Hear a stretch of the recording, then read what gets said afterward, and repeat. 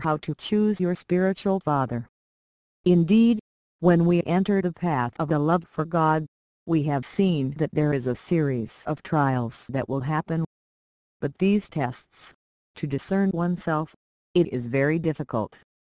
For example, when a nun returns to the monastery, and at some point, she gets bored.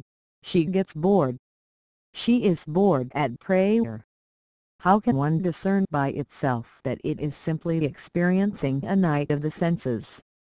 It means that the pleasure has disappeared.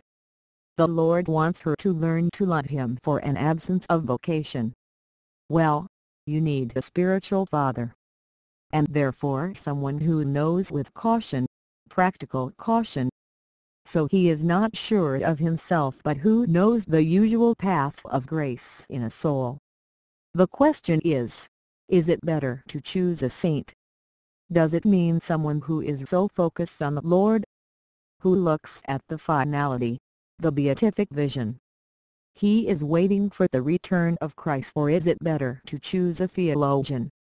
Well, clearly, you have to choose a theologian. But a theologian who is not mistaken. If it is a bad theologian for whom the goal is earthly life, to be happy on earth, as much as having nothing at all, he is beside the faith. It is necessary either a theologian who is what are the first three dwellings described by Saint Teresa of Avila in her inner castle. It is the ascetic life. So, it must be understood that the relationship to God that is established in a new life, the life of love, of friendship, well, she grafts on a human nature. From a human nature it works the same way when it comes to starting the marriage.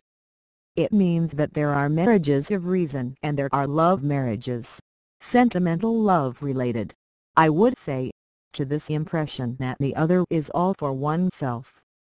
When we found the marriage of reason, we have a project that comes from his intelligence. His intelligence chooses someone, a husband, for example, when it is a woman who expresses herself, in order to found a family. And this husband chooses him for himself, because he has qualities. Well, it happens that, in relation to God, people who have always believed in God, often since childhood, because their parents themselves were Christians, at one point, take a stand for God. They choose it, they decide to enter seriously the Christian life to prepare for the encounter with Christ. They do it carried by the Holy Spirit. Attention, it is about grace, but this grace will not touch their sentimental heart. They have never felt the presence of God. They believe in it. Grace in fact touches their practical intelligence. Their practical intelligence that engages for this God seriously. Well, it is this first way of loving God, which we could call the love of reason, that will describe Saint Teresa of Avila in the first three houses. So, it must be understood that they do not correspond to all human beings but only to those who make the conversion by mode of intelligence, who revives their baptism, if we can say, because their intelligence tells them that it is serious, that the revelation of Jesus Christ is not anything. And they are carried by the Holy Spirit. Only, there will be here a human mode. It means paddling, by human effort to go to God, carried by grace.